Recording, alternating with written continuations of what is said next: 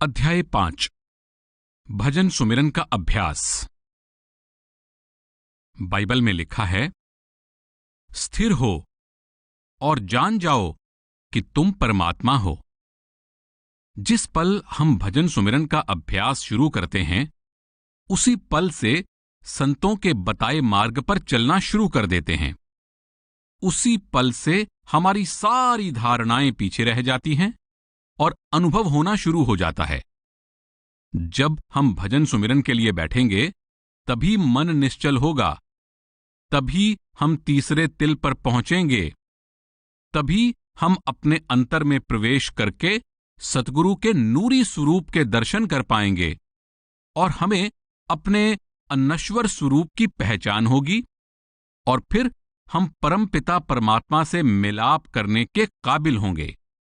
जो कुछ भी मिलेगा भजन बंदगी द्वारा ही मिलेगा। इसीलिए कहा जाता है कि भजन सुमिरन ही हमारा असली काम है और भजन सुमिरन ही असली ज्ञान है।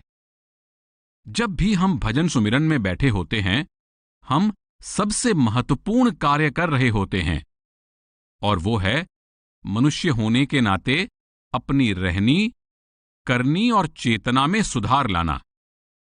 इसलिए जब हमारा मन या समाज वाले ये कहें, यूं ही चुपचाप ना बैठे रहो, उठो, कुछ करो, तो हमें खुद को दोषी नहीं समझना चाहिए, बल्कि हमें खुद से कहना चाहिए, यूं ही काम धंधों में ना खोए रहो, भजन में बैठो। आम लोगों को भजन सुमिरन की असली कीमत का पता नहीं है। एक ज़ेन कहावत है, शांत होकर बैठने से, कुछ ना करने से बसंत आती है और अपने आप हरियाली छा जाती है। भजन सुमिरन करने से ही आत्मा को ताकत मिलती है, हमें आत्मिक पोषण मिलता है और संसार का सामना करने का आत्मबल पैदा होता है। अंदर शब्द से मिलाप होता है। भजन में स्थिर होकर बैठने से हमारे मन में समर्पण भाव, धीरज और सहनशीलता आती है और हम शब्द यानी परमात्मा की रजा में रहना शुरू कर देते हैं। सतगुरु के हुक्म के मुताबिक भजन सिमरन करने से ही हमारे अंदर सच्ची नम्रता आने लगती है, यानी हम सतगुरु की रजा में रहना शुरू कर देते हैं। जब मन को भजन सुमिरन में रस आने लग जाए, तो फिर दुनिया की ऐसी कौन सी बात है जो हमारी शांति भंग कर सके या हमारा संतुलन बिगाड़ सके। फिर जीवन की भाग दौड़, सुख दुख आदि की आंधियों से भी हम डामाडोल नहीं होते। हम धैर्य और संतोष से शांतिपूर्वक तीसरे तिल पर टिके रहते हैं। ऐसी है भजन सुमिरन की शक्ति। तो फिर हमारी रोजमर्रा की जिंदगी में भजन सुमिरन से बढ़कर और कौन सा काम जरूरी हो सकता है? तैयारी। भजन सुमिरन के लिए तैयारी का कोई खास तरीका नहीं है, लेकिन इस सफर को आसान बनाने के लिए कई कदम उठाए जा सकते हैं। दिन भर सतगुरु तथा उसके उपदेश को ध्यान में रखते हुए और दुनियावी कामकाज करते हुए भी जब समय मिले, भजन सुमिरन करते रहने से हम अपने आप को तैयार कर सकते हैं। जब हम सारा दिन भजन सुमिरन के लिए अनुकूल वातावरण बनाए रखेंगे, तो अभ्यास के समय हमारा ध्यान तीसरे तिल पर आसानी से एकाग्र हो सकेगा। अगर हम मन की ऐसी अवस्था चाहते हैं जो भजन सुमिरन में सहायक हो, तो हमें सतर्क रहकर काम, क्रोध और तनाव आदि से दूर रहने की कोशिश करनी है। इन विकारों का मन पर गहरा प्रभाव पड़ता है।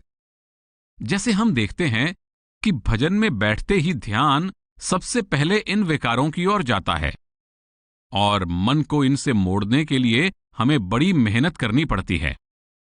जब ऐसी स्थिति पैदा हो, उस समय ये बात हमेशा याद रखनी चाहिए कि अगर हम इन विकारों में उलझ जाएंगे, तो भजन सुमिरन प्रभावित होगा। इस बात को हमेशा ध्यान में रखें। इन विकारों से छुटकारा पाने की कोशिश करें।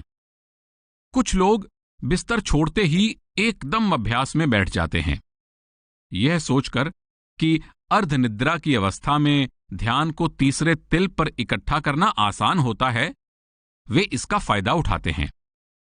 वास्तव में ऐसा करना इतना आसान नहीं है, क्योंकि ऐसा करने से कई बार ध्यान कंठ चक्र में गिर जाता है और दोबारा नींद आ जाती है। दोबारा नींद से बचने के लिए कुछ लोग हल्की सी कसरत कर लेते हैं ताकि सुस्ती दूर हो जाए। कुछ लोग मुंह पर पानी के छींटे मारते हैं या स्नान कर लेते हैं, और कई थोड़ी चाय या कॉफी ले लेते हैं। असली मकसद तो यह है कि हम चुस्ती फुर्ती के साथ अभ्यास करें। उसी से ध्यान एकाग्र करना आसान होगा और हम नींद से भी बच जाएंगे। कुछ लोग मन को इस आंतरिक अभ्यास के लिए तैयार करने के लिए कोई प्रेरणादायक पुस्तक या लेख पढ़ लेते हैं, और कुछ लोग कोई छोटी सी प्रार्थना करके फिर भजन सुमिरन के लिए बैठते हैं। हम सब जानते ही हैं कि मन को अभ्यास की ओर मोड़ने में कुछ समय लगता है। सतगुरु द्वारा दिया गया 5 नाम का सुमिरन मन को शांत करने का सबसे अच्छा साधन है। इसलिए सीधे सुमिरन के साथ भी अभ्यास शुरू किया जा सकता है। सतगुरु द्वारा दिए गए 5 नाम के सुमिरन से अधिक और कौन सी प्रार्थना मन में प्रेम और भक्ति भाव पैदा करके इसे शांत करने का कारगर साधन हो सकती है? रात को हल्का फुल्का खाने से और जल्दी सोने से सुबह के अभ्यास में सहायता मिलती है। जब हमें रात को सुमिरन करते हुए नींद आ जाती है, तो सुबह ध्यान एकाग्र करने में आसानी होती है। बाबा जी समझाते हैं कि भजन सुमिरन में सफल होने के लिए हम जो भी करते हैं, हमें इस बात का पूरा ध्यान रखना चाहिए कि हमारा अभ्यास कोरी रस्म या बिना सोचे समझे की गई कार्यवाही बनकर न रह जाए। आंतरिक अभ्यास की तैयारी करते हुए हमें अपने आप से यह प्रश्न पूछना है कि आखिर हम भजन सुमिरन क्यों करना चाहते हैं और भजन सुमिरन का असली मकसद क्या है। समय। भजन सुमिरन के लिए जब भी मौका मिले फायदा उठाओ। अगर हम हालात के ठीक होने का ही इंतजार करते रहेंगे तो शायद भजन सुमिरन में बैठने का मौका कभी आएगा ही नहीं। मन को शांत और निर्मल करने के लिए मिला हर मौका अच्छा है, इसलिए दिन में किसी भी समय अभ्यास किया जा सकता है। कुछ लोगों को शाम का समय भजन सुमिरन के लिए ठीक लगता है। वे उस समय अपने आप को ज्यादा चुस्त और सचेत महसूस करते हैं। वे आराम से अपनी नींद पूरी करके सुबह तरोताजा होकर उठना चाहते हैं, इसलिए वे सोचते हैं कि उनके लिए शाम का समय ही सबसे अच्छा रहेगा। कुछ लोग दिन भर काम करने के बाद इतना थक जाते हैं कि उनको बहुत जल्दी नींद आ जाती है। उनके लिए सुबह सवेरे का समय ही अभ्यास के लिए सही है। उस समय मन शांत होता है और कामकाज का कोई बोझ भी नहीं होता। सुबह सवेरे घर के लोग सोए होते हैं, दिन भर की चिंताएं अभी शुरू नहीं हुई होती और आसपास कोई शोर शराबा भी नहीं होता। इसके कारण उस समय 2.5 घंटे अभ्यास में बैठना आसान होता है। दिन के बाकी समय दूसरी जिम्मेदारियां भी पूरी करनी होती हैं, जिस कारण इतना समय एक साथ अभ्यास के लिए दे पाना मुश्किल हो जाता है। फिर भी कुछ लोग दोपहर के पहले अथवा कुछ लोग दोपहर के बाद अभ्यास करना पसंद करते हैं। असल में अभ्यास के लिए जो समय ठीक लगता है वही सबसे अच्छा समय है। अपने हालात और जिम्मेदारियों को सामने रखते हुए ठीक समय का चुनाव करना चाहिए, पर जहां तक हो सके हर रोज एक निश्चित समय पर ही अभ्यास करना चाहिए। अगर सुबह बैठें तो रात को भी सोने से पहले कुछ समय अभ्यास में बैठें। अगर रोज शाम को भजन सुमिरन में बैठते हैं तो सुबह भी कुछ समय अभ्यास को देना चाहिए। अपना दिन शुरू और खत्म करने का इससे बढ़िया तरीका और क्या हो सकता है। कि हम दोनों समय सतगुरु का धन्यवाद करें और दुनिया के सब धंधे या झगड़े झमेले एक और रखकर भजन सुमिरन द्वारा अपना ध्यान अंदर सुख शांति के सच्चे स्रोत की ओर मोड़ें। सुबह भजन करने से जो अच्छा वातावरण बनता है, उसका पूरा लाभ उठाने के लिए बेहतर यही है कि अभ्यास के बाद सोएं नहीं। मान लो हम सुबह 3 बजे अभ्यास में बैठते हैं और हमारा रोज का कामकाज सवेरे 8 बजे शुरू होता है, इसलिए 5:30 बजे भजन समाप्त होने पर हम 8 बजे तक दोबारा सो जाते हैं। उस हालत में हमें सोचना होगा कि क्या 3 बजे के बजाय 5:30 बजे से 8 बजे तक अभ्यास करना बेहतर नहीं होगा? अगर ऐसा करेंगे तो अभ्यास और रोज के कामकाज शुरू होने में कोई खाली समय नहीं बचेगा और भजन सुमिरन द्वारा पैदा हुआ प्रभाव सारा दिन हमारे साथ रहेगा। ये एक सुझाव मात्र है, इसके लिए कोई सख्त नियम नहीं है, क्योंकि भजन सुमिरन से तो हर हालत में लाभ ही प्राप्त होता है, चाहे हम अभ्यास के बाद जागते रहें या सो जाएं। हर व्यक्ति को यह फैसला खुद करना है कि उसके लिए किस समय अभ्यास करना ठीक है। स्थान: अगर अभ्यास के लिए हमारे पास कोई खास जगह नहीं है, तो हमें खुद ही कोई ऐसी जगह चुननी है जो भजन के लिए सही हो। अभ्यास कहीं भी किया जा सकता है। रोजाना एक ही जगह पर भजन करना फायदेमंद है, क्योंकि उस जगह से हमारा संबंध जुड़ जाता है। वहां बैठते ही शांति का एहसास होने लगता है। इस तरह रोज एक ही जगह पर अभ्यास में बैठने से मन को एकाग्र करना आसान हो जाता है। जहां तक संभव हो, एकांत और शांत स्थान चुनना चाहिए। पर कई बार परिस्थितियां ऐसी हो सकती हैं कि एकांत का मिलना संभव नहीं होता। जब ऐसे हालात हों कि अकेले बैठकर अभ्यास करना संभव न हो, तो दूसरों के सामने अभ्यास करने में भी कोई हर्ज नहीं। फिर भी जहां तक हो सके दूसरों की नजर से बचकर भजन सुमिरन करना बेहतर होता है। आसन: अभ्यास करते समय आरामदेह आसन में बैठकर रीढ़ की हड्डी और गर्दन को सीधे रखना जरूरी है। इस तरह बैठना चाहिए कि ठोड़ी न ज्यादा झुकी हुई हो और न ज्यादा ऊपर की ओर उठी हुई हो। सिर न पीछे की ओर झुका होना चाहिए और न नीचे की ओर, क्योंकि इन दोनों अवस्थाओं में नींद आने का डर होता है। आंखें बंद करके ध्यान दोनों भौहों के बीच तीसरे तिल में रखना चाहिए। ध्यान रहे कि आंखों को अंदर तीसरे तिल की ओर मोड़ने की कोशिश नहीं करनी चाहिए, क्योंकि बाहरी आंखों का अंदर देखने से कोई संबंध नहीं।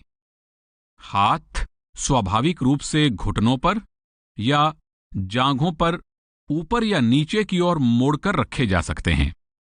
शरीर में कोई तनाव नहीं होना चाहिए और आसन आरामदायक होना चाहिए। अभ्यास के दौरान शरीर और मन दोनों का अपना अपना कार्य है। अगर अभ्यास के अनुकूल आरामदेह आसन में नहीं बैठेंगे तो अभ्यास में रुकावट आएगी। इस बात का पूरा ध्यान रखना चाहिए कि सीधे और सावधान होकर बैठें और शरीर पूरी तरह स्थिर रहे। इससे न केवल एकाग्रता में सहायता मिलती है, बल्कि इसका स्वास्थ्य पर भी अच्छा प्रभाव पड़ता है।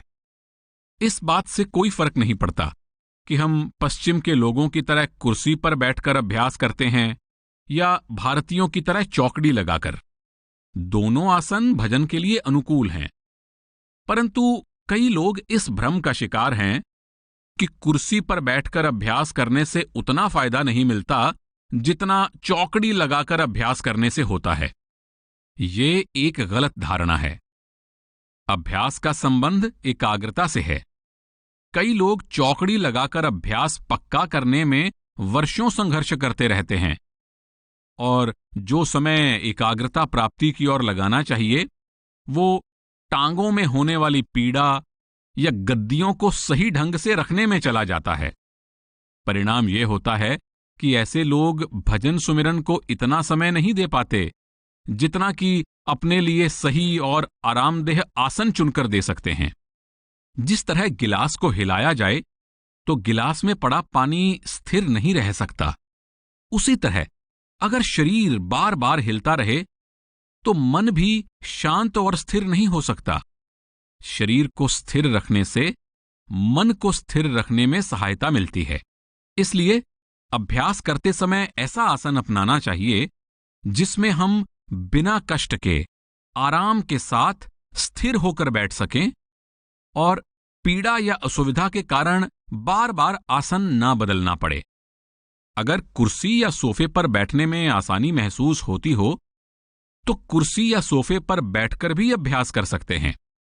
ध्यान केवल इस बात का रखना है कि बैठते समय पीठ सीधी रहे और हम झुके नहीं। पीठ झुकाकर रखना न केवल स्वास्थ्य के लिए हानिकारक है, बल्कि इससे थकावट भी जल्दी हो जाती है, मन भी ढीला पड़ जाता है। जबकि अभ्यास के समय मन सजग और संतुलित होना चाहिए। लेटकर अभ्यास करना ठीक नहीं है, क्योंकि इससे नींद आ जाने की संभावना बढ़ जाती है। अलग अलग तरह के आसनों में बैठकर हमें यह तय करना चाहिए कि हमारे लिए सबसे अधिक आरामदेह आसन कौन सा है, जिसमें बैठकर अभ्यास के लिए अधिक से अधिक समय दिया जा सके और नींद भी न आए। अभ्यास के आसन द्वारा शरीर और मन के तालमेल की पूरी समझ आती है। जब हम निराश और सुस्त हो जाते हैं तो हमारी पीठ झुक जाती है और सिर लुढ़क जाता है। अगर उस समय सावधान होकर सीधे बैठने की कोशिश करें तो सुस्ती और निराशा नहीं होगी।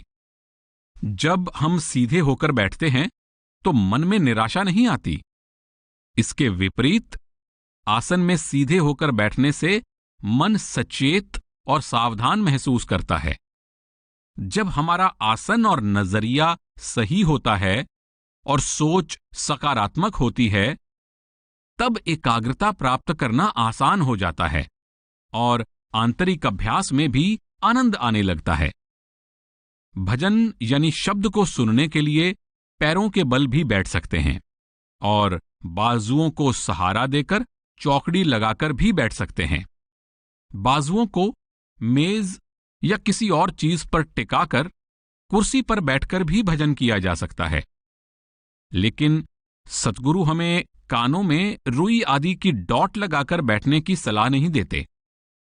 कई बार अभ्यास में अधिक देर बैठने से कुछ बेचैनी सी महसूस होती है और आसन बदलने की इच्छा होती है।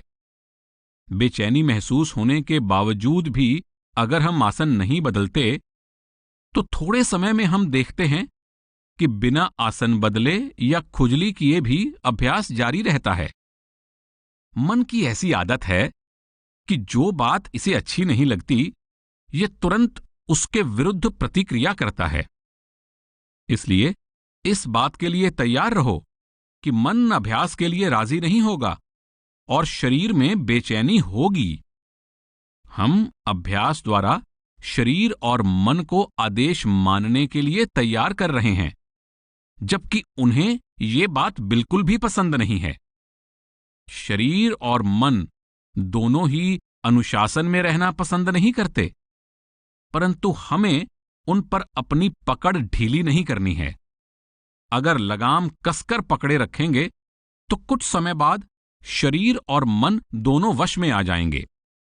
बाबा जी एक उदाहरण देकर भजन में स्थिर रहने का महत्व समझाते हैं। आप कहते हैं कि मेज से पानी का भरा हुआ गिलास उठाकर वापस मेज पर रख दिया जाए तो गिलास तो स्थिर हो जाता है, पर गिलास के अंदर पड़ा पानी फिर भी हिलता रहता है।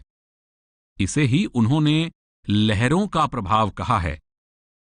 इसी प्रकार जब अभ्यास के समय शरीर में थोड़ी सी भी हलचल होती है तो मन में लहरें उठनी शुरू हो जाती हैं, जिससे मन की शांति भंग हो जाती है। इसके विपरीत अगर बिना हिले डुले सुमिरन करते रहते हैं तो हमें स्वयं ही ये महसूस होने लगता है कि शरीर को निश्चल रखने से मन को स्थिर करने में और मन के स्थिर हो जाने पर शरीर को निश्चल रखने में सहायता मिलती है। शरीर और मन दोनों के स्थिर हो जाने से अभ्यास में शांति और आनंद मिलने लगता है। एकाग्रता। महाराज चरण सिंह जी फरमाते हैं, भजन सुमिरन द्वारा हम अपने ध्यान को यहां आंखों के बीच में टिकाने की कोशिश करते हैं ताकि यह नीचे इंद्रियों की ओर ना जाए। मन को आंखों के बीच में स्थिर करना तथा उसे नीचे की ओर ना आने देना ही एकाग्रता है। बाबा जी समझाते हैं कि मन कंप्यूटर की तरह है, जो कुछ हम इसमें डालते हैं वही हमें वापस मिलता है। अगर हम इस दुनिया के बारे में सोच विचार करते रहेंगे तो मन पर दुनियावी शक्लों पदार्थों की ही छाप पड़ती जाएगी, और अगर परमार्थ पर सोच विचार करेंगे तो मन पर ये सूक्ष्म प्रभाव अंकित हो जाएंगे। असल में मन सांसारिक स्तर पर और आध्यात्मिक स्तर पर समान रूप से कार्य करने में कुशल है। अभ्यास करते हुए हम मन के स्वभाव को नहीं बदलते, बल्कि इसे सांसारिक बातों से मोड़कर रूहानियत के प्रभाव में लाने की कोशिश करते हैं। धीरे धीरे भजन सुमिरन में एकाग्रता होने से दुनियावी सोच की जगह आध्यात्मिक संस्कार ले लेते हैं और सांसारिक इच्छाओं की जगह परमार्थी इच्छाएं ले लेती हैं। इस तरह ज्यों ज्यों मन अंदर एकाग्र और स्थिर होगा, इसका रुख अंतर और ऊपर की ओर होता जाता है और यह अपने आप निर्मल होता जाता है।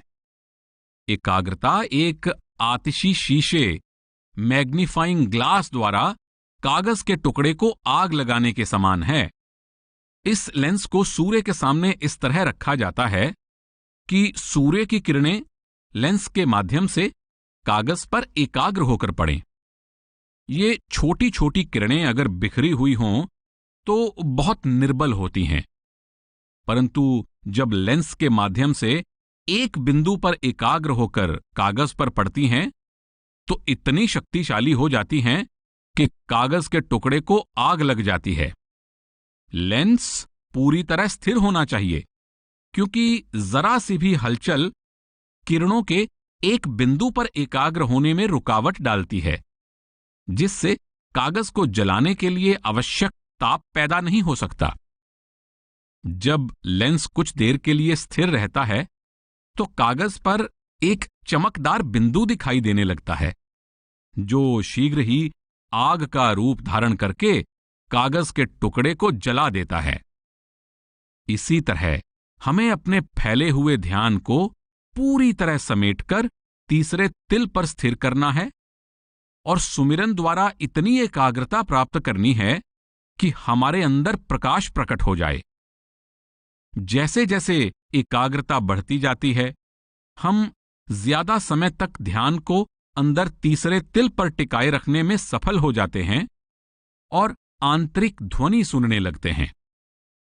अभ्यास का महत्व समझने के लिए एकाग्रता का महत्व समझना बहुत जरूरी है। अभ्यास में जितनी अधिक एकाग्रता प्राप्त होती जाती है, उतनी ही संसार के प्रति और अपने जीवन के प्रति हमारी सोच बदलती जाती है।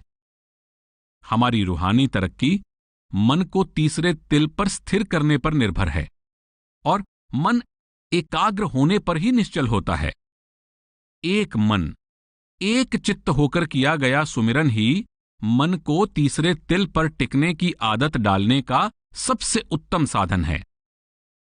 मन को हर वक्त संसार के शक्लों पदार्थों की ओर दौड़ने की आदत पड़ी हुई है, इसलिए इसे सुमिरन में टिकाना मुश्किल काम है, परंतु असंभव नहीं।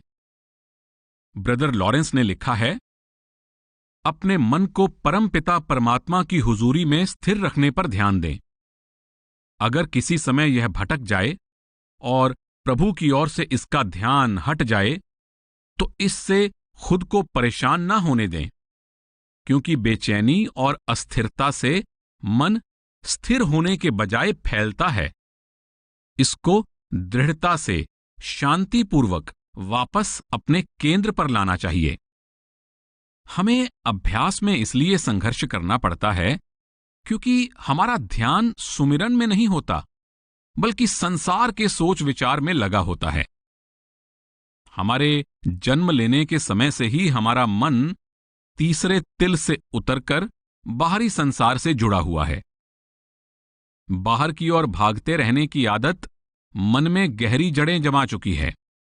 इसलिए इस सिलसिले को पलटकर मन को तीसरे तिल पर एकाग्र करने के लिए संघर्ष करना पड़ता है।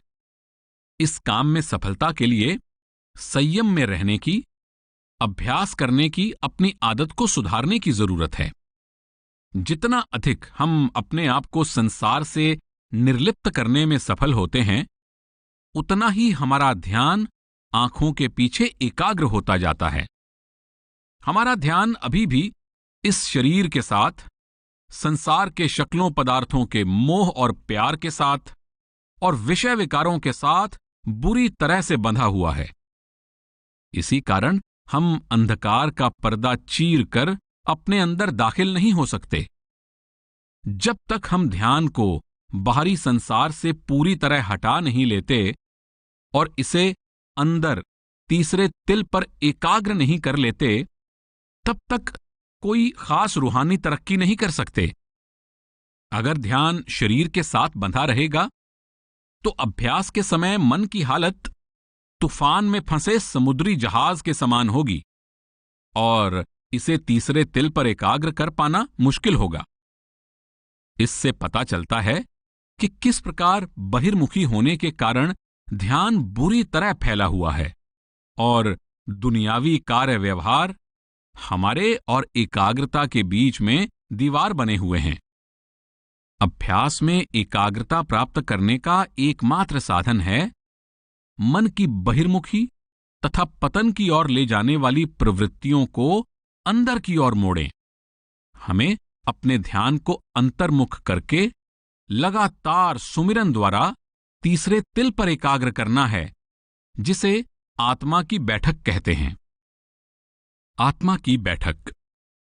महाराज चरण सिंह जी के वचन हैं, आत्मा और मन की बैठक तीसरे तिल में है। इसी केंद्र बिंदु में जीवन का रहस्य छिपा है। यहां आंखों के पीछे से ख्याल नीचे उतरता है और 9 द्वारों के जरिए सारी दुनिया में फैल जाता है। मन इस नुक्ते से हर पल बाहर दौड़ता है। यह क्षण भर के लिए भी यहां टिककर नहीं बैठता। इसके क्रियाकलाप अनगिनत हैं। अनादिकाल से चला आ रहा रहस्य, पुरातन ज्ञान और संतों के मार्ग का सार अपने ध्यान को इस नुक्ते पर एकाग्र करना ही है। ध्यान को अंदर से बाहर संसार की ओर दौड़ने से रोकने के लिए सबसे पहले शरीर में उस नुक्ते को तलाश करने की आवश्यकता है जहां से ध्यान बाहर की ओर फैलता है। इस नुक्ते को आंखों का केंद्र, शिव नेत्र, तीसरी आंख अथवा आत्मा की बैठक आदि नामों से पुकारा जाता है। अधिकांश लोग इस गलतफहमी का शिकार हैं कि यह नुक्ता आंखों से ऊपर और दोनों भौहों के बीच माथे में किसी खास जगह पर स्थित है, जिसे इंच या सेंटीमीटर दाएं बाएं, ऊपर या नीचे किसी तरह मापा जा सकता है। ऐसा करने पर हम अपनी आंखों पर दबाव डालकर या विचारों द्वारा ध्यान को जबरदस्ती उस शारीरिक केंद्र या नुक्ते पर ठहराने की कोशिश करते हैं। जब हम इस तरह अभ्यास करते हैं तो असल में हम तीसरे तिल से बहुत दूर होते हैं। मन इधर उधर दौड़ता रहता है और अंधों की तरह कहीं ना कहीं कुछ न कुछ तलाशता फिरता है। तीसरे तिल में शांतिपूर्वक अंधेरे में आंखें बंद करके बैठने के बजाय यह तीसरे तिल की तलाश में ही भटकता फिरता है। विचारों में खोए रहने का सीधा अर्थ है कि मन फैला हुआ है, जबकि ध्यान का तीसरे तिल पर होने का अर्थ है कि इसमें कोई भी विचार तरंग नहीं उठ रही। जब हम तीसरे तिल के बारे में सोच रहे हों तो समझो उस समय ध्यान तीसरे तिल में नहीं है। अगर तीसरे तिल में ध्यान हो तो फिर हम इस बारे में नहीं सोचेंगे। महाराज चरण सिंह जी फरमाते हैं, जब आप आंखें बंद करते हैं तब आप वहीं होते हैं जहां आपको होना चाहिए। वहां रहते हुए सुमिरन करें, ध्यान एकाग्र करें। जब आप आंखें बंद करते हैं तब आप कहीं बाहर नहीं होते, आप यहां आंखों के केंद्र में होते हैं। इस पुस्तक में हमने देखा है कि संत महात्माओं ने बार बार ध्यान को अंतर्मुख करने और तीसरे तिल पर टिकाने के महत्व पर जोर दिया है। परमार्थी पत्र भाग 2 में एक पत्र में महाराज सावन सिंह जी ध्यान को आंखों के केंद्र पर रखने की विधि इस तरह समझाते हैं। आप पूछते हैं कि तीसरे तिल तक पहुंचने और वहां ध्यान स्थिर करने का सबसे आसान तरीका कौन सा है? इसके जवाब में मैं आपको उन बातों का निचोड़ फिर से लिख रहा हूं जो आपको पहले ही बताई जा चुकी हैं। अनादिकाल से सभी संतों ने यही विधि अपनाई है, जिसके अनुसार अपने ख्याल को एकाग्र करके बताए गए केंद्र में दृढ़ता से ठहराना है। इससे ज्यादा मैं क्या कह सकता हूं? जरूरत सिर्फ ख्याल या सूरत को स्थिर रखने की है। ध्यान को पूरी तरह समेट कर उसे वहां स्थिर रखना है। अगर जरा भी ख्याल बाहर गया है तो अभ्यास में फर्क पड़ जाता है। मैं निश्चित तौर से कह सकता हूं कि अगर कोई प्रेमी साधक अपने ध्यान को लगातार 3 घंटे तक बताए गए केंद्र में स्थिर कर ले तो अंदर पर्दा जरूर खुल जाएगा। लेकिन यह कोई आसान काम नहीं है और इसमें लंबे समय तक अभ्यास करना पड़ता है। अभ्यास करते रहने से मन को धीरे धीरे उस केंद्र में ठहरने की आदत पड़ जाती है, उसकी भाग दौड़ कम हो जाती है। आखिर में वह पूरी तरह एकाग्र हो जाता है और जब ऐसा हो जाता है उस दिन मन हार जाता है और आपकी जीत हो जाती है। इससे पहले मन ज्यादा वक्त तक एकाग्र नहीं होता और एक बंदर की तरह कूदता फिरता है, लेकिन कुछ समय के बाद यह हार कर शांत हो जाता है। इसके लिए तीसरे तिल पर टिके रहने का पक्का इरादा होना चाहिए और सावधान रहना चाहिए कि हम इसे भूलें नहीं और मन दूसरे विचारों या अनुभवों के पीछे ना भागे। लेकिन हम अक्सर भूल जाते हैं और ध्यान नीचे गिर जाता है। पूरी एकाग्रता से मन को हर पल केंद्र में दृढ़तापूर्वक टिकाए रखने की कोशिश करनी चाहिए। अगर कोई विचार आता भी है तो उसे एकदम झटके से निकालकर मन को वापस केंद्र में स्थिर करना चाहिए। अभ्यास में बागडोर मन के बजाय आत्मा के हाथों में होनी चाहिए। मन चालाक है और अगर बागडोर ढीली पड़ी तो वह भाग निकलता है। मन पर विजय हासिल करो। यह ठीक है कि मन को जीतना आसान नहीं है और इसमें समय लगता है। यह समस्या कोई मुश्किल काम भी नहीं है। सब कुछ ध्यान को तीसरे तिल में पूरी तरह एकाग्र करने पर निर्भर है, जिसमें कोई दूसरा विचार ध्यान में प्रवेश ना करे और ध्यान को केंद्र से बाहर ना ले जाए। इसी अभ्यास से मैं अपनी अंदर की साधना में कामयाब हुआ और इसी अभ्यास से आप भी कामयाब हो सकते हैं। सभी संतों का अनादिकाल से यही साधन चला आ रहा है। आपका ध्यान तीसरे तिल के करीब, जैसा कि आप कहते हैं, आता है और फिर गिर जाता है। इसकी वजह यह है कि आप मन को स्थिर नहीं रख पाते। मन जंगली जानवर की तरह है जो दुनिया के जंगल में दौड़ने भागने का आदी है। जब शिकारी इसे पकड़कर एक जगह बांधता है तब यह बेहद दुखी होता है। अगर हम अपनी कोशिश जारी रखें तो यह उस बंधे हुए जानवर की तरह धीरे धीरे शांत हो जाता है और हुक्म मानने लगता है। नाम का सिमरन ध्यान को तीसरे तिल में स्थिर करने में मददगार होता है। यही 5 नाम की महिमा है। अगर हम लगातार कोशिश करते रहें तो हम अवश्य अपने अंतर में प्रवेश कर सकते हैं।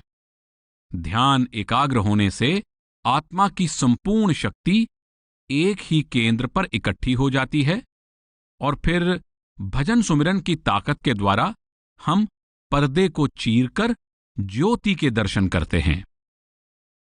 धारणाओं से अनुभव की ओर महाराज चरण सिंह जी फरमाते हैं, जब तक हम अपने ध्यान को समेटकर वापस आंखों के बीच में नहीं लाते, हम अंतर्मुख नहीं हो सकते और अपने निज घर के रूहानी सफर में पहला कदम तक नहीं रख सकते।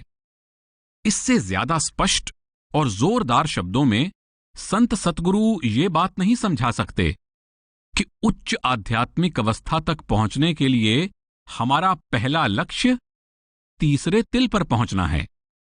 इसके बावजूद कुछ लोग ये सोचते हैं कि नामदान की बख्शिश के बाद उनका वास्तविक उद्देश्य परमात्मा की प्राप्ति से कम नहीं होना चाहिए। इसमें कोई शक नहीं कि हमारा अंतिम लक्ष्य परमात्मा की प्राप्ति ही है, पर उस मंजिल तक पहुंचने के लिए जो निर्णायक कदम लेना जरूरी है, अगर उसकी ओर ध्यान नहीं देंगे तो इससे हमें फायदा नहीं बल्कि नुकसान ही होगा और मन रूपी चालाक दुश्मन इस स्थिति का हमारे विरुद्ध इस्तेमाल करने की कोशिश करेगा। हमारा प्रेम अभी सच्चा नहीं है और जब तक हमारे अंदर सच्चा प्रेम जागृत नहीं होता, हम न तो शब्द में समा सकते हैं और न ही हमारा परमात्मा से मिलाप हो सकता है। सच्चे प्रेम का अर्थ है अपनी हस्ती मिटाकर प्रियतम का रूप बन जाना। जब तक हम अपनी अलग हस्ती कायम रखते हैं, हमारे लिए शब्द से मिलाप कर पाना असंभव है। ऐसी अवस्था में परमात्मा से मिलाप का सवाल ही नहीं उठता। इस अवस्था में परमात्मा की प्राप्ति के लिए कोई भी कोशिश व्यर्थ है, अव्यवहारिक और निराधार है। अगर अभी हमारा लक्ष्य परमात्मा से मिलाप करना नहीं है, तो क्या हमें कम से कम खुद की पहचान करने का लक्ष्य सामने नहीं रखना चाहिए? निस्संदेह परमात्मा की प्राप्ति से पहले अपने असली स्वरूप की पहचान करना हमारे लिए जरूरी है। अपने असली स्वरूप की पहचान होना भी बड़ी उच्च अवस्था है, जिसे प्राप्त करके आत्मा अपनी वास्तविकता को जान जाती है और वह पुकार उठती है, सोहंग, अर्थात मैं वही हूं, मैं अमर अविनाशी हूं। अभी भी हमारा मन पूरी तरह से द्वैत में फंसा हुआ है और हमारे अंदर अभी वो निर्मलता नहीं है कि हम अपने असली स्वरूप की पहचान कर सकें। इसलिए जिस तरह हमने परमात्मा को प्राप्त करने का लक्ष्य अभी एक और रखा है, उसी तरह फिलहाल आत्मा की पहचान या अपने अस्तित्व की पहचान का लक्ष्य भी अभी एक और रखना चाहिए। खुद की पहचान करने से पहले हमें अंतर में सतगुरु के शब्द स्वरूप से संपर्क करना बहुत जरूरी है। परंतु जब तक हम अपने अंदर तारामंडल, सूर्यमंडल और चंद्रमंडल को पार नहीं कर लेते, तब तक सतगुरु के नूरी स्वरूप के दर्शन नहीं कर सकते। और अगर हमारी अवस्था ऐसी है, तो हमारा पहला मकसद इन मंडलों को पार करना है जो हमारे और नूरी स्वरूप में रुकावट हैं। उन मंडलों को पार करने के लिए सबसे पहले हमें आंतरिक अभ्यास द्वारा शारीरिक बंधनों से ऊपर उठकर जीते जी मरने का अनुभव करना है। जिस तरह आतिशी शीशे यानी मैग्नीफाइंग ग्लास में से गुजरने वाली सूर्य की किरणों को एक नुक्ते पर केंद्रित करके कागज के टुकड़े को जलाया जा सकता है, उसी तरह सुरत की सारी धाराओं को पूरी तरह तीसरे तिल पर एकाग्र करके हम जीते जी मरने का अनुभव कर सकते हैं और भौतिक जगत को पार करके आंतरिक सूक्ष्म जगत में दाखिल हो सकते हैं। अगर हम अब तक शारीरिक बंधनों से ऊपर उठकर तीसरे तिल तक नहीं पहुंचे हैं, तो हमारा पहला महत्वपूर्ण काम है सुरत की फैली हुई धाराओं को तीसरे तिल पर एकाग्र करके मन को स्थिर करना। और यही है हमारा सबसे पहला लक्ष्य, तीसरे तिल पर पहुंचना। हम में से बहुत से लोग तीसरे तिल पर पहुंचना ही अपना आध्यात्मिक उद्देश्य और जीवन का लक्ष्य मानते हैं। असल में तीसरे तिल पर पहुंचना और ध्यान को वहां टिकाए रखना एक ऐसा लक्ष्य है जिसे हम पूरा कर सकते हैं, क्योंकि तीसरा तिल वह नुक्ता है जहां से हमारा रूहानी सफर शुरू होता है। इसलिए तीसरे तिल पर पहुंचना ही हमारा एकमात्र मकसद होना चाहिए। उस नुक्ते पर पहुंचकर ही हम ऊपर के मंडलों की यात्रा कर सकते हैं। तीसरे तिल पर पहुंचकर हमें ऐसा आंतरिक अनुभव होगा जिससे हमें अपने सतगुरु और उसके उपदेश पर अटूट विश्वास हो जाएगा। बेशक यह लक्ष्य परमात्मा की प्राप्ति के लक्ष्य से बहुत छोटा है, परंतु इसका महत्व भी किसी तरह कम नहीं है, और इस लक्ष्य को पूरा करना भी कोई आसान काम नहीं है। इस लक्ष्य की प्राप्ति के लिए हमें प्रेम, श्रद्धा, शक्ति और सूझबूझ के साथ अपने ध्यान को पूरी तरह एकाग्र करने का प्रयास करना है। हमारे जीवन का सबसे बड़ा उद्देश्य और सबसे बड़ी चुनौती है सुमिरन की सहायता से ध्यान को आंखों के केंद्र में टिकाकर मन की तरंगों को शांत करना। महाराज चरण सिंह जी फरमाते हैं, अपनी सूरत को आंखों के बीच तीसरे तिल पर समेटना ही इस सफर का पहला कदम है। तीसरे तिल पर पहुंचकर ही हमें यह अनुभव होगा कि हम वास्तव में आत्माएं हैं, लेकिन बिना अनुभव के यह विचार केवल हमारी धारणा ही रहेगी और हम केवल अपनी सोच से ही खुश होते रहेंगे, और इस पर अमल ना करने से कोई लाभ नहीं होगा। तीसरे तिल तक पहुंचे बिना रूहानी तरक्की का कोई सवाल ही नहीं पैदा होता। इसलिए बुद्धिमानी इसी में है कि परमात्मा की प्राप्ति, खुद की पहचान, सतगुरु के नूरी स्वरूप से मिलाप, आंतरिक मंडलों तक पहुंचने या अपने को पूरी तरह बदलने जैसा कोई भी लक्ष्य सामने रखने से पहले हम तीसरे तिल तक पहुंचने को ही हर हालत में अपना मूल मकसद समझें। महाराज चरण सिंह जी के वचन हैं, जब तक हम उस घर के दरवाजे पर ख्याल को इकट्ठा करके शब्द को नहीं पकड़ते, तब तक हमारा मुक्ति प्राप्त करने का सवाल ही पैदा नहीं होता। रूहानियत का जो खजाना हमारे अंदर प्रतीक्षा कर रहा है, उसकी कल्पना भी नहीं की जा सकती। महाराज सावन सिंह जी फरमाते हैं, हम सपने में या कल्पना में भी ये अंदाजा नहीं लगा सकते कि रूहानियत की वैभवता के क्या क्या खजाने हमारे अंदर हैं। खजाना आपके अंदर है और यह वहां आपके लिए ही रखा हुआ है। आप जब भी अंदर जाएं, उसे हासिल कर सकते हैं। आप मेरी बात मानिए और हमेशा के लिए यह समझ लीजिए कि हर एक चीज, यहां तक कि सिरजनहार भी आपके अंतर में है, और जिसने भी उसे प्राप्त किया है, तीसरे तिल में जाकर प्राप्त किया है। सुमिरन। सेंट जॉन क्राइसोस्टम कहते हैं, हर समय, हर स्थिति में और हर स्थान पर प्रार्थना करना संभव है, बार बार बोलकर की गई विनती से ऊपर उठकर, मन द्वारा, और मन से भी ऊपर उठकर हृदय द्वारा विनती करना संभव है। ऐसी प्रार्थना से हमारे अंदर एकदम परमेश्वर के साम्राज्य का द्वार खुल जाता है। बाबा जी समझाते हैं कि हमें अभ्यास में शांत भाव से बैठना चाहिए और सुमिरन शुरू करके उसमें अपने आप को लीन कर देना है। इसलिए अभ्यास करते समय सबसे पहले ध्यान तीसरे तिल पर रखकर सुमिरन करना है। मन को विचारों से खाली करने के लिए बड़ी कोशिश करनी पड़ती है। हमें मन को विचारों से हटाकर ध्यान लगाकर सुमिरन में लगना है। शुरू शुरू में मन को सुमिरन में लगाना अड़ियल घोड़े को साधने के बराबर है। इसलिए अगर हम ये सोचें कि हम अपने आप को दुनियावी कामों से अलग कर रहे हैं तो हमें मन को साधने में बहुत मदद मिलेगी। हमें अपने आप से ये कहना है, अब मुझे सब विचार एक और रखकर मन को पूरी तरह सुमिरन में लगाना है। इस प्रकार हम अपना ध्यान एकाग्र करना शुरू करते हैं। ध्यान हर तरफ फैलने के बजाय एक नुक्ते पर आना शुरू हो जाता है। अभ्यास की शुरुआत करने का ये एक अच्छा तरीका है। अगर हम शुरू ही फैले हुए ध्यान से करते हैं तो अभ्यास के दौरान पूरा समय ध्यान फैला ही रहता है।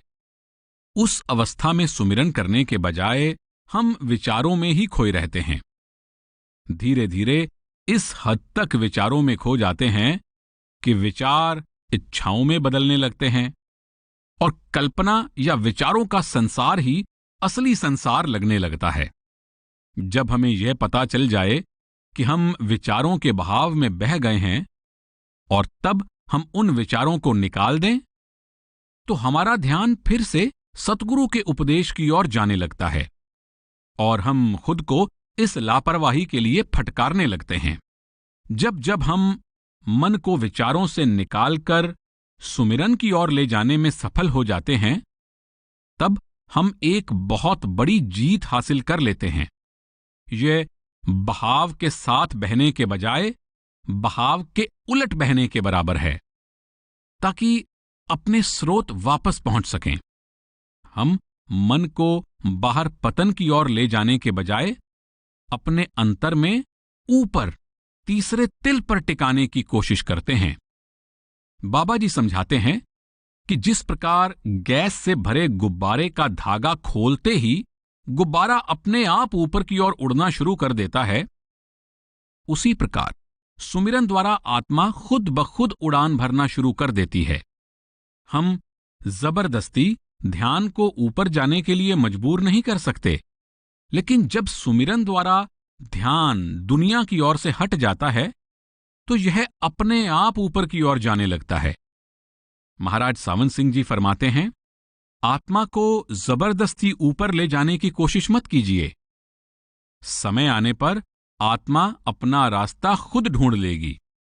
अपने विचारों को सुमिरन में लगाकर हम संकल्पों विकल्पों की दुनिया से अपने आप को बाहर खींच लाते हैं।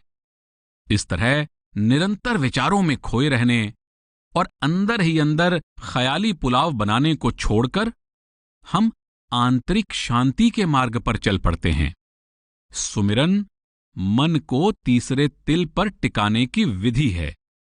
अगर अभ्यास के समय हम सावधान और सतर्क होकर मन में पैदा होने वाले विचारों को झटक नहीं देते, तो समझो हम अभ्यास करने के बजाय अपने आप में ही मग्न हैं। सोचते रहना अभ्यास नहीं है। सोचने से विचार और जोर पकड़ेंगे और प्रभावशाली हो जाएंगे और फिर जल्दी ही हमारा अभ्यास भंग हो जाएगा। नतीजा ये होगा कि सचेत होकर मन को शांत करने के बजाय हम विचारों के संसार में उलझे रहेंगे।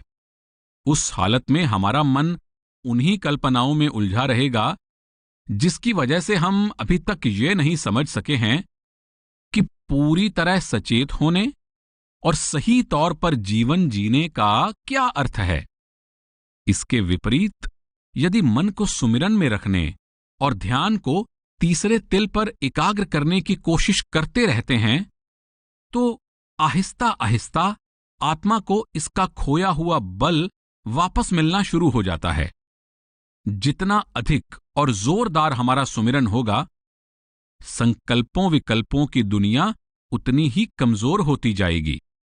हमारा आत्मबल जितना बढ़ता जाएगा, अभ्यास उतना ही पक्का होता जाएगा और हमारी काया ही पलट जाएगी। सुमिरन की खूबसूरती इसे लगातार करने में ही है। जब ध्यान सुमिरन में टिक जाता है तो इसमें से सुंदर और सहज आनंद आने लगता है। एक बार सुमिरन के लिए मिले नामों में ध्यान टिक जाए तो मन का सुमिरन से ऊब जाने या सुमिरन के नीरस हो जाने का सवाल ही नहीं उठता। ना ही हमें सतगुरु से कोई पुरस्कार मांगने की जरूरत पड़ती है। सुमिरन का अभ्यास खुद ही अपना पुरस्कार बन जाता है। मन कब ऊब जाता है? जब हमारा मन वहां नहीं रहना चाहता जहां हम होते हैं, जब हम बिना कोशिश किए सीधा छलांग मारकर आंतरिक दृश्य देखने के लिए सूक्ष्म जगत में पहुंच जाना चाहते हैं, और जब हम अपनी कोशिश से मिलने वाले सुकून की परवाह नहीं करते, तब हम ऊब जाते हैं। सबसे पहले मन को सुमिरन में लगाना है, पूरी नम्रता तथा शुक्राने के साथ खुशी खुशी अभ्यास का आनंद लेना है। यह अपने आप में एक बड़ी आध्यात्मिक उपलब्धि है। अगर हम मन को सारा दिन सुमिरन में लगाए रखने में सफल हो जाएं, तो हमें खुद ही पता चल जाएगा कि इससे कितना फायदा होता है। तब भजन सुमिरन करना अपने आप में उपलब्धि बन जाती है, ऐसी उपलब्धि जो पहले से ही हमारी झोली में है। ब्रदर लॉरेंस कहते हैं, अगर इस संसार में रहते हुए उस परमपिता परमात्मा से हमारा संपर्क सदा बना रहे, तो जीवन में इससे अधिक आनंद देने वाला कुछ भी नहीं है। जो इस अवस्था की प्राप्ति के लिए अभ्यास करते हैं और इसका अनुभव करते हैं, केवल वे ही इसे समझ सकते हैं। ध्यान को तीसरे तिल पर रखकर सुमिरन करने से मन को जो शांति मिलती है, दिल को जो खुशी होती है, उसका बाहरी हालात से कोई संबंध नहीं होता। हमें विश्वास हो जाता है कि भजन सुमिरन करना क्यों जरूरी है। फिर हम बड़े शौक से भजन सुमिरन करते हैं, क्योंकि हम जान जाते हैं कि इससे हमें शांति मिलती है। फिर हमें खुद ही एहसास हो जाता है कि विचारों में खोए रहने से, दुनिया के झमेलों में उलझने से और भावनाओं में बह जाने से कोई लाभ नहीं होता। हम इन सब भ्रमों और कल्पनाओं से बाहर निकलना चाहते हैं, क्योंकि हमने खुद ये अनुभव कर लिया होता है कि इन्हें छोड़ने से कितना फायदा हो सकता है। तब सुमिरन को जीवन का आधार बना लेने में समझदारी लगती है। सुमिरन को जिंदगी का हिस्सा बना लेना स्वाभाविक सा लगता है। सुमिरन के अभ्यास से हम ख्यालों के दायरे से निकलकर रूहानी अनुभव करते हुए अंतर की यात्रा पर निकल पड़ते हैं।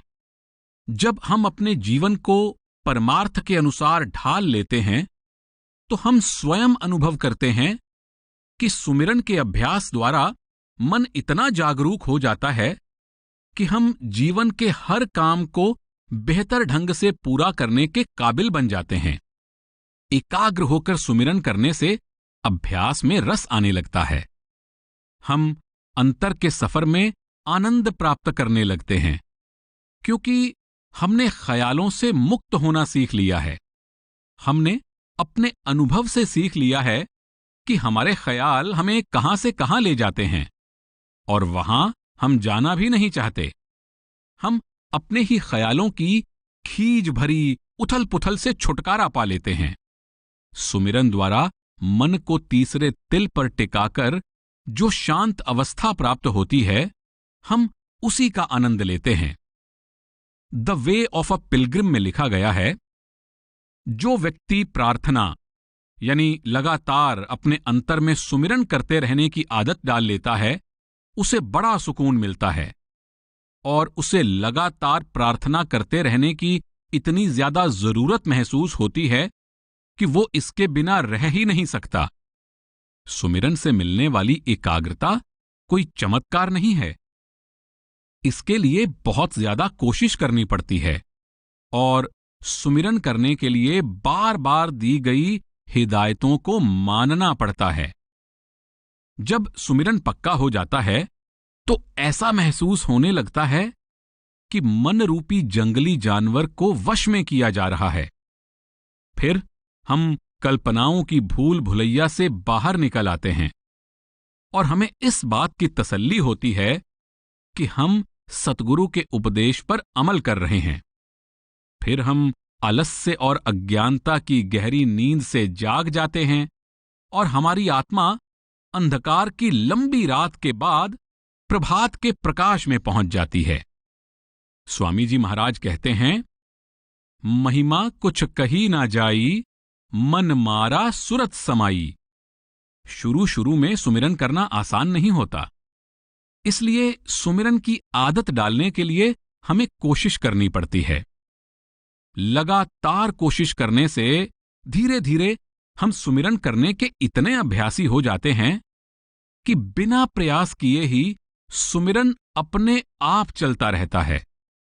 ये ऐसे ही है जैसे कि कार चलाना सीखने के लिए या कोई और काम सीखने के लिए पहले बहुत समय देना पड़ता है और काफी कोशिश करनी पड़ती है, लेकिन अभ्यास हो जाने पर हमें पता ही नहीं चलता और वह काम अपने आप होता जाता है।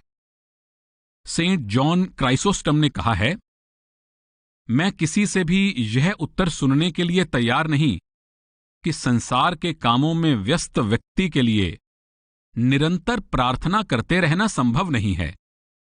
आप जहां कहीं भी हों, वहीं प्रार्थना द्वारा अपने मन में परमात्मा का मंदिर बना सकते हो। इसलिए कारोबार करते समय, सफर करते हुए, कहीं लाइन में लगे हुए, हाथ से कोई कारीगरी का काम करते हुए या कोई भी दूसरा काम करते हुए प्रार्थना करते रहना चाहिए।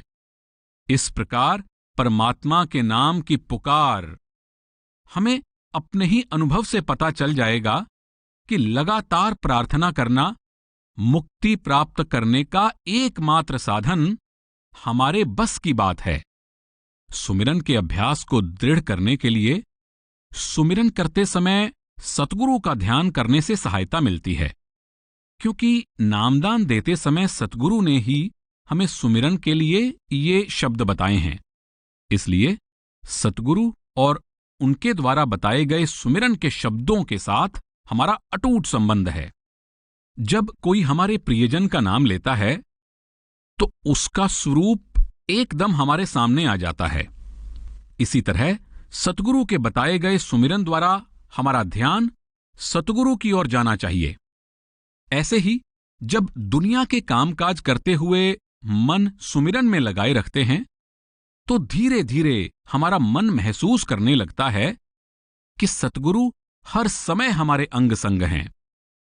हजरत मोहम्मद साहब फरमाते हैं, जो लोग खुदा का जिक्र करते हैं, फरिश्ते उनको चारों ओर से घेरे रहते हैं।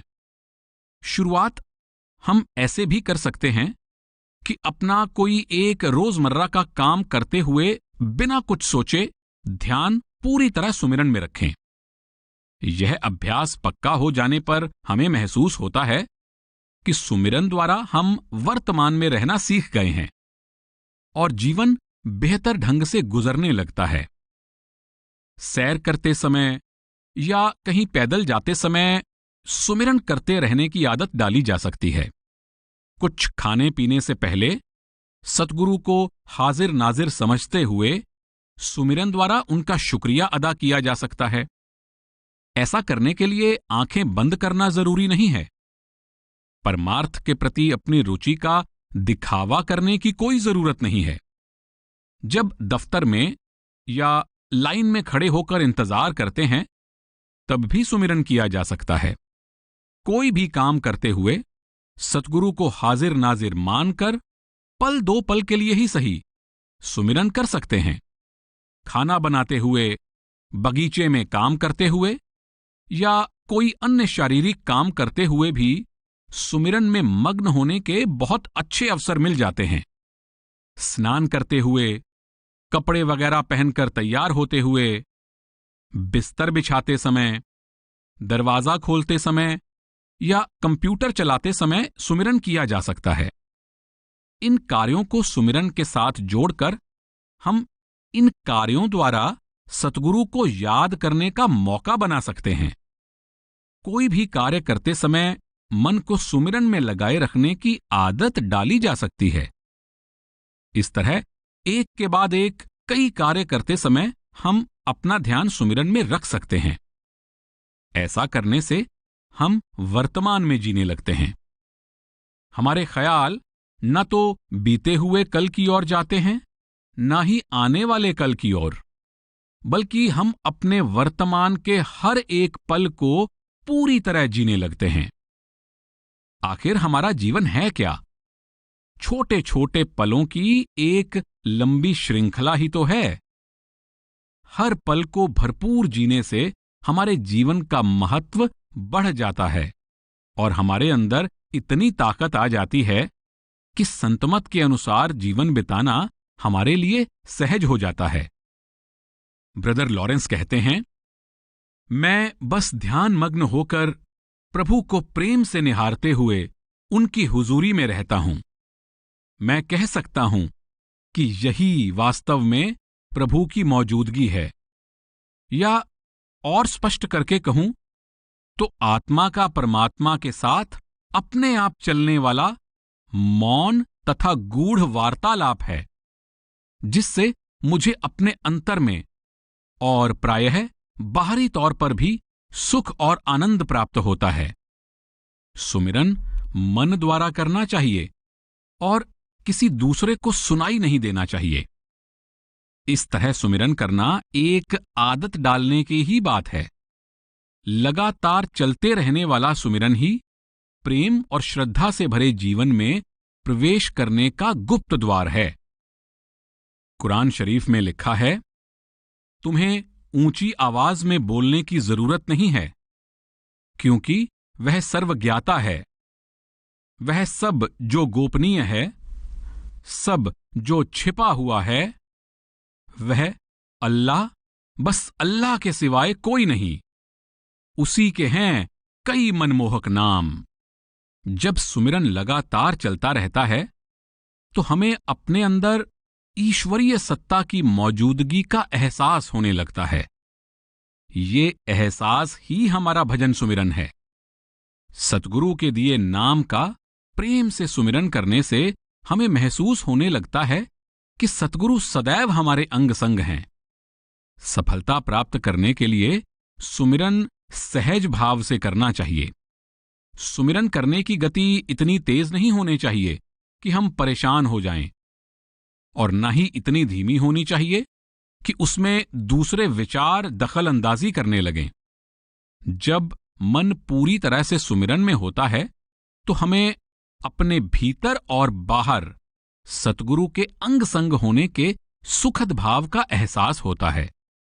जब हम अपने रोजमर्रा के कामकाज करते हुए सतगुरु को हाजिर नाजिर महसूस करते हैं तो सतगुरु के साथ हमारा संबंध बदलने लगता है। फिर ऐसा महसूस नहीं होता कि सतगुरु हमसे बहुत दूर डेरे में बैठे हुए हैं, बल्कि ऐसा लगता है कि सतगुरु हमारे सबसे नजदीकी मित्र हैं, जो सदा हमारे साथ रहते हैं। हम अनुभव करते हैं कि सतगुरु हमारी खुशी और गम, दुख और सुख, सफलता और असफलता में एक परम मित्र की तरह हर समय हमारे साथ हैं। जैसे जैसे हम आंतरिक अभ्यास में उन्नति करते हैं और रोजाना कामकाज करते हुए सुमिरन करने के आदी हो जाते हैं, वैसे वैसे हमारी इस मार्ग के बारे में चेतना भी बढ़ती जाती है। हमारा संतमत का ज्ञान अधिक गहरा और स्पष्ट होता जाता है, और हमें इस बात में रत्ती भर भी संदेह नहीं रहता कि सतगुरु हमेशा हमारे साथ थे और हमेशा हमारे साथ रहेंगे। बाबा फरीद ने इशारा किया है, फरीदा सक्कर खंड निवात गुड़, माखियो मांझा दुध, सब्बे वस्तु मिठियां रब न पुज्जन तुद। ध्यान। ख्वाजा हाफिज फरमाते हैं, हे प्रीतम, तेरे अलौकिक सौंदर्य की कहानियां तो बहुत सुनी हैं, पर अब जब अपने अंदर तेरा दीदार हुआ तो पाया कि तू वास्तव में इन वर्णनों से 1000 गुना बढ़कर है। सतगुरु नामदान के समय साफ साफ समझा देते हैं कि सतगुरु का नूरी स्वरूप सदा हमारे साथ है। यह मात्र एक कल्पना नहीं है, बल्कि हम अभ्यास द्वारा स्वयं अपने अंतर में इस सच्चाई का प्रत्यक्ष अनुभव कर सकते हैं। हमारी अंतर्दृष्टि पर आशंकाओं, मोह ममता, विषय वासनाओं, इच्छाओं, तृष्णाओं और भ्रमों की अनगिनत परतें चढ़ी हुई हैं, जिनके कारण इस सत्य का पता नहीं चलता। बाबा जी समझाते हैं, कि सतगुरु के नूरी स्वरूप का दीदार एकाग्र होकर किए गए भजन सुमिरन के द्वारा ही हो सकता है। सच्चे ध्यान के लिए कोशिश की जरूरत नहीं होती। ये तो सतगुरु की बख्शिश है। सुमिरन द्वारा सुरत तीसरे तिल पर एकाग्र होती है और ध्यान द्वारा उसे वहां टिकाए रखने में सहायता मिलती है। नदी के बहाव के विरुद्ध तैरते समय हमें किसी चट्टान के सहारे की जरूरत पड़ती है ताकि उसे पकड़कर हम सांस ले सकें और अपनी मंजिल तक पहुंचने के लिए फिर से बहाव के विपरीत तैरना जारी रख सकें। इसी प्रकार सुमिरन भी मन को पतन की ओर ले जाने वाली प्रवृत्तियों के विरुद्ध तैरने में हमारी सहायता करता है और ध्यान वो चट्टान है जिसका सहारा लेकर हम ऊपर की ओर तरक्की जारी रखते हैं। आंखें बंद करने पर चाहे हमें अंदर अंधेरा ही दिखाई दे तो भी यह अपने आप में एक आंतरिक अनुभव है जिससे आत्मा की अंतर्दृष्टि यानी निरत जागृत होती है। इस अंधेरे में ही हमारे आंतरिक अभ्यास की शुरुआत होती है। जब ध्यान अंधेरे में पूरी तरह टिक जाए तो समझो हम घर की दहलीज पर पहुंच गए हैं। यही अमर जीवन की ओर खुलने वाला दरवाजा है। फिर ज्यों-ज्यों सुमिरन करते हुए ध्यान अंधेरे में स्थिर होता जाता है, एकाग्रता धीरे धीरे इतनी गहन हो जाती है कि आखिर में हम आंतरिक साधना में इस हद तक लीन हो जाते हैं कि हमें शरीर की कोई सुध बुध नहीं रहती। उस समय हमें अपनी चेतना के एक नए स्तर का आभास हो जाता है। ध्यान में अंतर में देखने का काम तवज्जो करती है। ध्यान करते समय न तो इन बाहरी आंखों को अंदर की ओर उल्टाने की जरूरत है और न ही इन आंखों द्वारा तीसरे तिल पर ध्यान टिकाने की जरूरत है। न इन बाहरी आंखों का आत्मा की अंतर में देखने की शक्ति से कोई संबंध है और न ही बाहरी कानों का आत्मा की सुनने की शक्ति से कोई संबंध है। जब ध्यान तीसरे तिल पर पूरी तरह एकाग्र और स्थिर हो जाता है तो आत्मा की अंदर देखने और सुनने की शक्तियां निरत और सुरत अपने आप जागृत हो जाती हैं। हुजूर बड़े महाराज जी के वचन हैं, जब आपकी एकाग्रता करीब करीब पूरी हो जाएगी तब तीसरे तिल में अंधकार के बदले प्रकाश की झलकें दिखाई देने लगेंगी। फिर प्रकाश स्थिर हो जाएगा और तब सुरत खुद ही शरीर को छोड़कर तीसरे तिल में प्रवेश कर जाएगी। आंखें बंद करते ही जो अंधकारमय आकाश अंदर दिखाई देता है वह सिनेमा के पर्दे के समान है। ध्यान के पूरी तरह एकाग्र और स्थिर होने पर इसी आंतरिक आकाश में तारामंडल, सूर्यमंडल और चंद्रमंडल प्रकट होते हैं और सतगुरु का नूरी स्वरूप भी इसके अंदर ही प्रकट होता है। इसलिए यह अंधकार बहुत जरूरी है। हमें इससे डरना नहीं चाहिए, बल्कि इसका स्वागत करते हुए इसमें प्रेम पूर्वक ध्यान टिकाना चाहिए।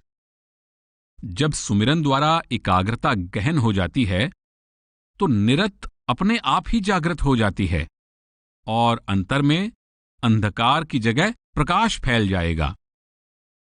Saint John of the Cross फरमाते हैं, एक अंधेरी रात में प्रेम और विरह से व्याकुल मैं, क्या अद्भुत यात्रा थी वह। छिपते छिपाते चुपचाप निकल पड़ी बेखबर, हो गया शांत मेरा घर आखिर। अंधकार की ओट में मैं वेश बदलकर गुप्त सीढ़ी पर चढ़ती गई। ना कोई रोशनी थी ना कोई रहबर, थी तो बस दिल की कसक। यही रोशनी थी, बढ़ाती रही जिसके सहारे आगे कदम। उगते सूरज से भी तेज थी यह चमक, उसी ओर जहां वह मेरे इंतजार में था। वह जो मेरा अपना था, मेरा अंतरंग सखा। सबकी नजरों से दूर थे हम। राह दिखाने वाली वह रात, सूर्योदय से भी प्यारी वह रात। वह रात जब आशिक महबूब का हो गया, वह रात जब आशिक महबूब हो गया। भजन। महाराज सावन सिंह जी फरमाते हैं, भजन का मतलब है शब्द धुन को सुनना। इसे संत महात्माओं ने शब्द योग का अभ्यास भी कहा है। यह काम आत्मा करती है या फिर इसे सुरत द्वारा किया जाता है। दिव्य शब्द धुन को सुरत अथवा आत्मा द्वारा ही सुना जा सकता है। इस अभ्यास से युगों युगों से सोई आत्मा जाग उठती है और उसे परम आनंद की प्राप्ति होती है। भजन का मतलब है अंदर गूंज रही शब्द की ध्वनि को सुनना। भजन करते समय अगर अंदर कुछ भी सुनाई नहीं देता तो भी अंदर की इस खामोशी पर ध्यान टिकाए रखना है और साथ ही मन में शब्द धुन को सुनने की ललक बनी रहनी चाहिए। अभ्यास द्वारा धीरे धीरे सुरत यानी आत्मा की सुनने की शक्ति जागृत हो जाएगी और हम शब्द धुन सुन पाएंगे। भजन में बैठे कुछ सुनाई दे या नहीं, पर बैठना जरूर है। शब्द धुन सदा मौजूद है, पर मन को शब्द धुन सुनने का अभ्यास करना पड़ता है। हमें भजन के लिए बैठने की आदत डालनी है। यही वो तरीका है जिससे हम शब्द की सूक्ष्म ध्वनि को सुन सकेंगे और इससे प्रेम करने लगेंगे। बाबा जैमल सिंह जी के वचन हैं, चाहे 1 मिनट, चाहे 2, 5, 10 मिनट ही सुरत लगे, चाहे थोड़ी सी धुन सुनाई दे, तो भी सचखंड में आपकी कमाई की खबर पहुंचेगी कि प्रार्थना कर रहे हैं। हम शब्द धुन इसलिए नहीं सुन पाते क्योंकि हमारी आत्मा पर कर्मों की परतें चढ़ी हुई हैं। यही कारण है कि आत्मा का परमात्मा से मिलाप नहीं हो पाता। आंतरिक अभ्यास द्वारा ये पर्दे हट जाते हैं। केवल शब्द धुन में, शब्द की गुंजायमान ध्वनि में ही वह शक्ति है जो अपने संपर्क में आने वाली हर चीज को निर्मल कर सकती है।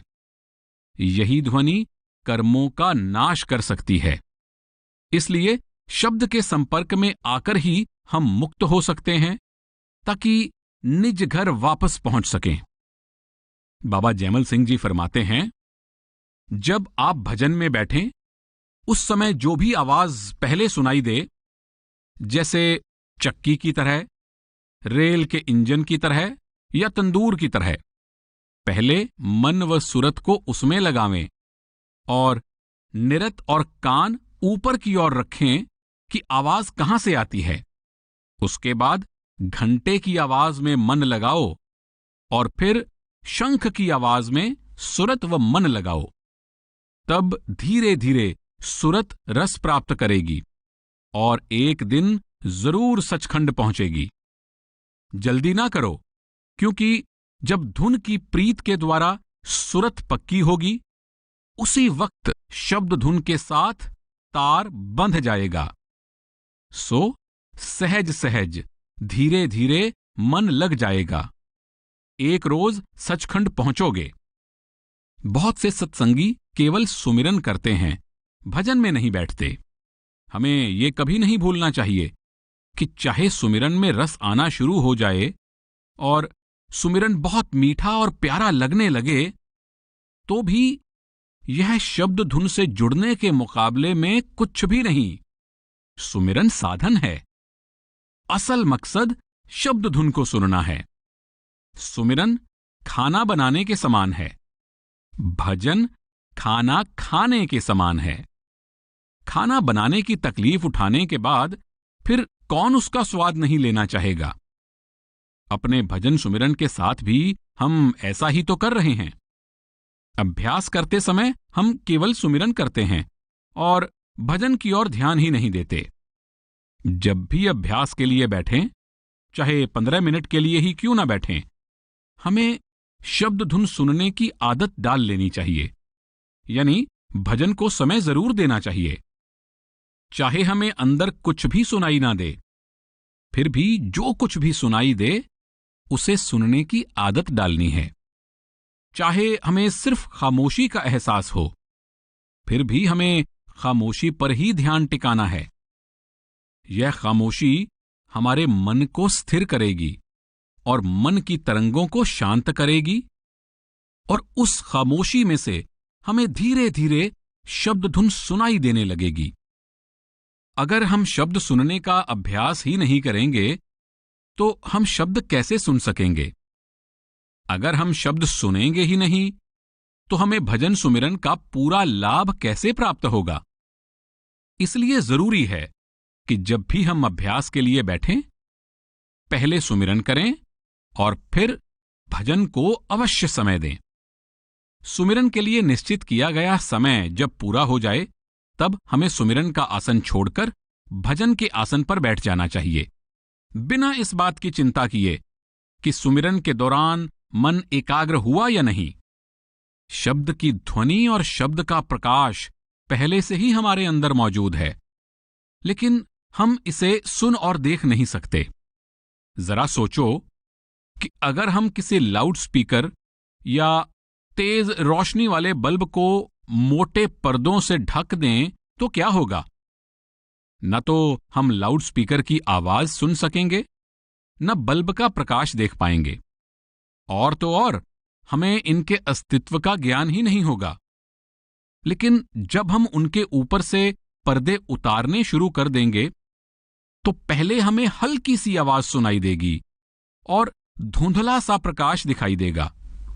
ज्यों-ज्यों पर्दे उतरते जाएंगे, आवाज भी ऊंची होती जाएगी और प्रकाश भी तेज होता जाएगा।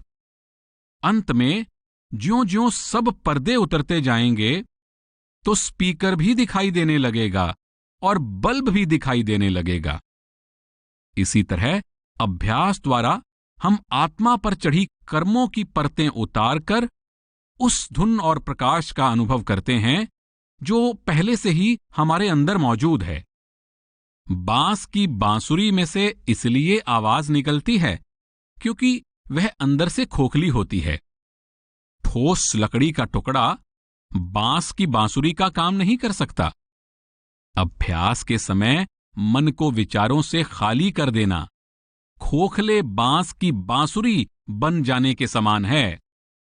खुद को शून्य अवस्था में ले आने पर हम शरीर के रोम रोम में निरंतर गूंज रही शब्द की ध्वनि को सुनने के काबिल बन जाते हैं और हमें अंदर शब्द की मधुर आवाज पूरे जोर से सुनाई देने लगती है।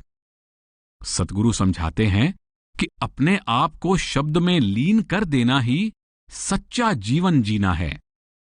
महाराज सावन सिंह जी के वचन हैं, अंतर्मुख होना और एकाग्र होकर शब्द की मधुर आवाज को सुनना ही शब्द के प्रति श्रद्धा भाव रखना है। शब्द धुन सूक्ष्म है और जब तक हम सूक्ष्म अवस्था में नहीं आ जाते, हम इसे सुन नहीं सकते। यह धुन हर पल गूंज रही है, फिर हम इसे क्यों नहीं सुन सकते? इसका कारण है कि स्वार्थ और अहम से भरे हुए हमारे मन में लगातार ख्यालों की हलचल होती रहती है। आंतरिक अनुभव। तुलसी साहब फरमाते हैं, सुरत शिखर अंदर धसी, आली अधर अनिनभ छेद, ता बिच पैठ निहार के, जहां अद्भुत अलख अभेद, गढ़ी गुमठ के द्वार को, जिमि फाटक तोड़त गेंद, मूरत में सूरत भरी, मानो पोहप मोती भेद, गगन गली गरजत चली, अली उरहिए हर्ष उमेद, तुलसी घट परिचय भई, जहां बीज बिरछ ना पैद। साधक को अभ्यास के समय अंदर कई तरह के नजारे दिखाई दे सकते हैं। हालांकि अभ्यास का मकसद इन नजारों का आनंद लेना नहीं है, बल्कि इनको पार करते हुए आगे बढ़ते जाना है।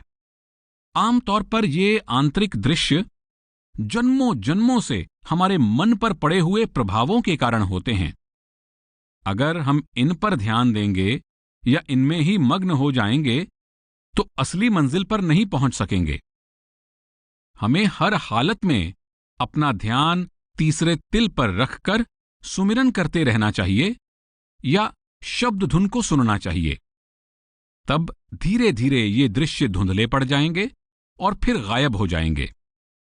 अगर अंतर में हमें कोई अनुभव होता है तो हमें उस समय तीसरे तिल पर एकाग्र होकर निरंतर सुमिरन और सतगुरु का ध्यान करना चाहिए या शब्द धुन को सुनते रहना चाहिए। उसी तरह से जैसे हम कोई फिल्म देखते हैं तो हम बेलाग होकर एक के बाद एक दृश्य देखते रहते हैं, क्योंकि हम जानते हैं कि यह केवल एक फिल्म है, इसमें कोई सच्चाई नहीं है।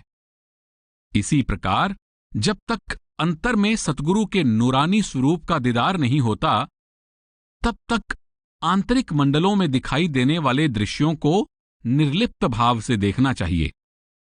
जब सतगुरु के नूरानी स्वरूप का दीदार हो जाए तो आगे का सारा सफर उनके मार्गदर्शन में तय हो जाता है। सतगुरु हमारा हाथ पकड़कर हमें आगे ले जाते हैं। महाराज चरण सिंह जी के वचन हैं, आप कोई कल्पना नहीं कर रहे हैं, कुछ समय बाद आप खुद ये महसूस करेंगे और जान जाएंगे कि जो कुछ आप अंदर देख रहे हैं वह बाहरी जगत की तुलना में कहीं अधिक सच्चा है। अगर हमें अपने अंतर में कोई अनुभव होता है तो बेहतर यही है कि हम उसके साथ कोई लगाव ना रखें, या फिर अगली बार भजन में बैठते समय वही नजारा दोबारा देखने की लालसा ना रखें। हमें तो अपना पूरा ध्यान सुमिरन या शब्द धुन में रखने की कोशिश करनी है। हमें यह चिंता नहीं करनी कि अंदर कुछ दिखाई देता है या नहीं, कोई अनुभव हुआ या नहीं, क्योंकि अगर मन में ऐसी आशा रखकर भजन सुमिरन करेंगे कि कोई उन्नति हो या अंदर कुछ दिखाई दे, तो ऐसा ना होने पर हम निराश हो जाएंगे। फिर ऐसा भी तो हो सकता है कि कुछ समय बाद निराश होकर हम अभ्यास करना ही बंद कर दें। इसलिए यह बहुत जरूरी है कि हमारा ध्यान सिर्फ हमारी कोशिश में होना चाहिए, नतीजा कुल मालिक पर छोड़ दें। हमें अपने आंतरिक रूहानी अनुभवों को किसी को भी नहीं बताना चाहिए, चाहे कोई हमारा कितना ही नजदीकी क्यों ना हो, क्योंकि अगर खाना खाने के बाद हम उल्टी कर देंगे तो ताकत कैसे मिलेगी। इसी तरह आंतरिक अनुभव बता देने से हमें आध्यात्मिक पोषण कैसे प्राप्त होगा। दूसरों को आंतरिक अनुभव के बारे में बताने से हो सकता है हम उन्हें तोड़ मरोड़ कर पेश करें, जिससे हमारी हौमें बढ़ जाए और हमारी रूहानी तरक्की रुक जाए। खामोश रहकर अगर हम अपने आंतरिक अनुभव अंदर जज्ब कर लेते हैं तो हमारी रूहानी तरक्की होती रहेगी।